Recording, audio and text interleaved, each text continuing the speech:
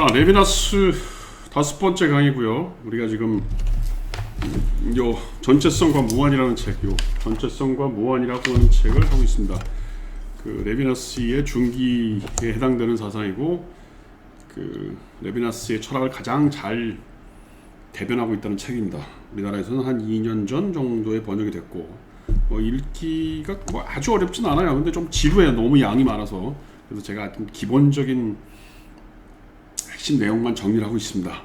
그래서 우리가 지난 시간에 했던 얘기는 동일자와 타자라고 하는 그 일부 챕터에서 형이상학의 초월을, 형이상학이라는 게 결국은 주체중심주의 정치 철학이니까 그거에 대한 논의를 하고 있고, 동일자를 넘어선다는 것이 뭐냐? 체류하는 거다. 그 체류한다는 것은 거주하는 거다. 그래서 거주한다는 것은 34쪽에 보면 거주한다는 것은 스스로를 유지하는 방식 자체이다. 이것은 자신의 꼬리를 깨물어서 연명하는 그 유명한 뱀처럼 살아가는 것이 아니라 자신에게 외적인 지상에서 스스로를 유지하며 무언가를 할 수 있는 신체로서 살아가는 것이다. 이 자기 집은 어떤 그릇을 담는 것이 아니라 내가 무언가를 할 수 있는 자리이다. 요거 약간 신학적인 냄새도 좀 나고 하이데거적인 냄새도 나는데, 요게 이제 이 레비나스가 생각하는 윤리적인 삶의 한 형태죠. 그럼 소위 그 동일자로서 살아가는 형태는 뭐냐? 34페이지 맨 밑에 줄에 있습니다. 신체, 집, 노동, 소유, 경제, 이런 거는 소위 동일자의 철학, 전체성의 철학에서 살아가는 방식이죠. 그래서 이걸 뭐라고 그래요? 동일자의 형식적 뼈대에 달라붙어 있는 경험적이고 우발적인 소유들로 나타난다는 거죠. 이게 이제 이 소위 막 소유하고 노동하고 뭐 갖고 뭐 경제 이런 말들이 사실은 전형적인 자유주의 정치 철학에서 나온다는 얘기입니다. 이걸 넘어서야 된다는 거죠. 그래서 이 동일화의 이 계기들은 이 구조의 분절이다. 동일자의 철학 안에서 이런 것들이 나타나는 거죠. 노동, 소유, 경제 이런 게 나타난다는 겁니다.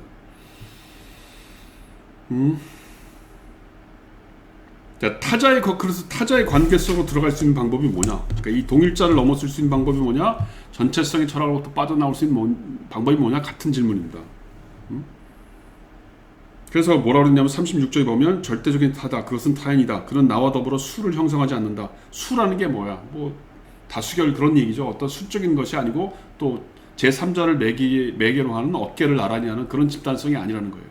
의미 있는 사람한테는 한 사람이라도 중요하죠. 그 속에서 내가 너나 우리를 말하는 집합은 나의 복수형이 아니다. 나, 너와 이러한 것들은 하나의 공동체 개념들이 개체들이 아니다. 소유도 수의 통일도 개념의 통일도 나를 타인에게 연결시키지 못한다. 곧 공통 고양이 부재, 이것이 타자를, 즉 낯선 이를 이룬다. 낯선 이는 자기 집에 있음을 방해한다. 그러니까 이제 우리가 얘기하는 게 무슨 수적으로 더 많은 사람을 얘기하고 뭐 우리가 이제 자유주의 정치 철학에서 익숙한 게 그런 거 아닙니까? 다수결로 하자, 또 더 많은 사람들의 권리를 주장하자, 뭐 이런 게 하버마스의 논리 아닙니까? 근데 레비나스의 논리는 그렇게 해서는 타자를 받아들일 수 없다는 거죠. 뭐 대충 느낌이 와요. 이 레비나스의 철학은 약간 느낄 수밖에 없어요. 그래서 37쪽에 보면 뭐라고 되어 있냐면, 그러므로 그 항들이 전체를 형성하지 못하는 관계가 존재의 일반 경제 속에서 생산될 수 있는 것은 그 관계가 나로부터 타자로 나아가는 것으로서 대면으로서 드러날 때이다. 나로부터 타자로 나가는 것, 그래서 대면할 때 그때 타자를 만날 수 있다는 겁니다. 또 그것이 쉬만한 거리, 즉 대화의 거리, 선함의 거리, 욕망의 거리에 대한 스케치로서 드러날 때이다.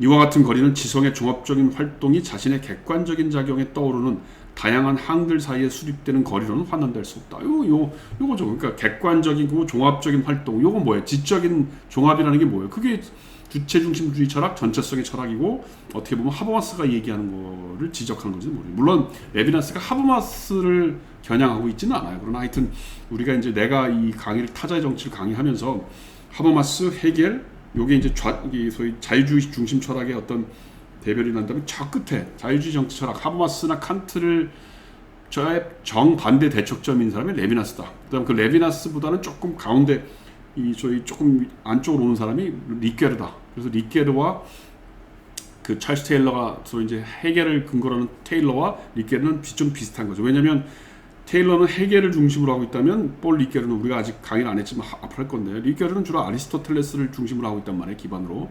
그러니까 사실은 헤겔과 아리스토텔레스는 대단히 유사한 정치 철학의 구조를 갖고 있어요. 여러분들 제 강의를 다시 한번 보시기 바랍니다. 그런 의미에서 하버마스와 레비나스는 정반대되는 사람이죠. 자, 그래서 뭐 또 그 37쪽에 보면 뭐라고 되어 있냐면 맨 밑에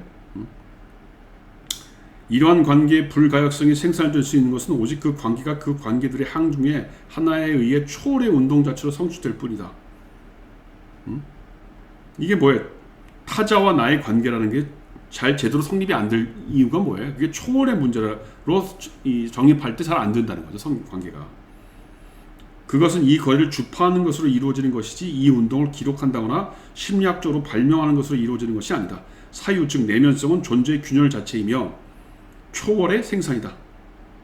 우리가 이 관계를 인식하는 것은 오직 우리가 이 관계를 실행하는 정도에 한해서다. 타자성은 나로부터 출발해서만 가능하다. 그러니까 이 관계를 실행하는 정도라는 게 무슨 말이에요? 우리가 뭐 지성을 종합하고 그다음 표상을 하고 이성적인 합리적인 대화를 하고 이런 방식으로 타자를 이해하고 받아들일 수 없다는 거예요. 우리가 어느 정도 실천하느냐 그것만 통해서 타자가 이해된다는 겁니다.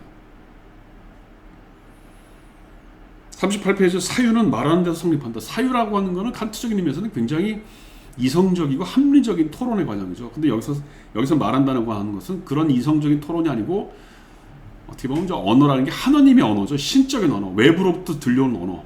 그거를 들을 수 있는 거. 그게 언어라는 겁니다. 그게 사유라는 거예요. 사유라고 하는 건 칸트적인 입장에서는 내면적인 것으로부터 온다면 레비나스한테 사유는 언어는 밖에서부터 오는 거죠. 그래서 왜 보통 그 교회 나가시는 양반들이 뭐 하나님의 목소리 들었네 뭐 이런 얘기들 많이 하지 않습니까? 신의 목소리 들었네. 그게 바로 그런 것과 관련되어 있는 겁니다.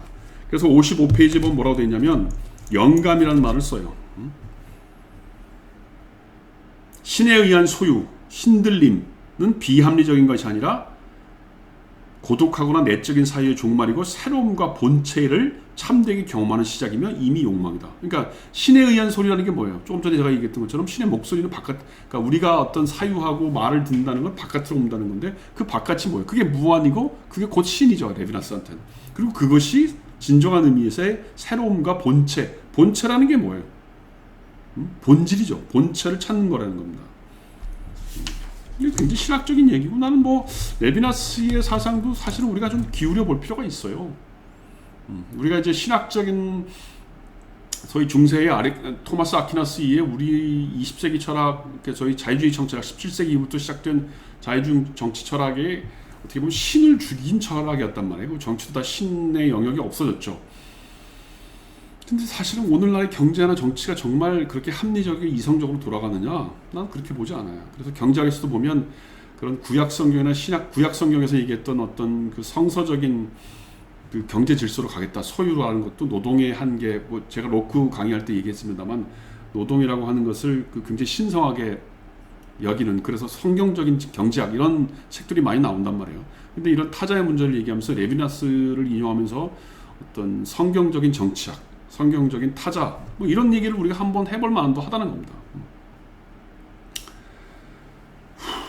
그리고 56페이지에 보면 이러한 그 신의 소리가 결국 욕망이라는 거죠. 그 욕망은 굉장히 선한 욕망이라는 거예요. 또 56쪽에 보면 사물들을 넘어서는 이런 관계가 대화의 관계고 이런 것들은 이 사물들은 공통의 것, 즉 말의 짐을 받아들일 수 있게 된다는 것이다. 말의 짐을 받아들인다는 거예요. 내가 말하는 게 아니고 외부에서 말하는 걸 내가 받아들이게 된다는 거예요. 타자가 내 안에 있는 타자의 관념을 넘어서면서, 그렇죠. 내 안에 있는 타자, 그건 내가 생각한 거고 어떻게 보면 길들여진 거죠. 그 타자를 넘어선다는 게 뭐예요? 그건 초월하는 거죠. 그건 무한으로 가는 거예요. 그래서 자신을 제시하는 방식을 우리는 얼굴이라고 부른다. 여기 이제 얼굴이라는 개념이 앞으로 자주 나오는데 뭐라고 되어 있어요? 내가 기존에 알고 있는 타자 관념을 넘어서서 자신을 제시하는 방식이 얼굴이라는 거예요. 또 57페이지에 보면 뭐라고 되어 있습니까?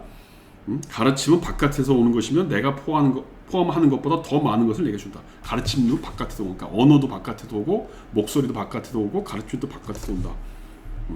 그래서 이제 뭐라고 되어 있냐면 얼굴이라고 하는 건 의미부여라는 겁니다. 58쪽 얼굴은 나의 의미부여에 앞선, 따라서 나의 주도권과 나의 능력으로부터 독립된 의미 개념을 이끌어준다. 같은 말이죠. 내가 알고 있는 타자, 그 말과 내가 알고 있는 의미부여, 그런 걸 넘어서서 새로운 의미의 개념으로 나를 이끌어준다는 거예요. 뭐가? 얼굴이라는 개념이에요. 사실은 뭐 이런 논의들은 그 교회 목사님들이 설교할 때 이런 얘기 많이 하지 않습니까?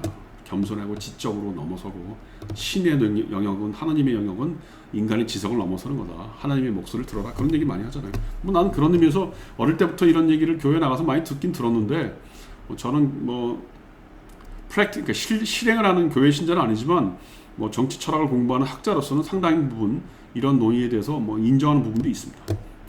갑시다.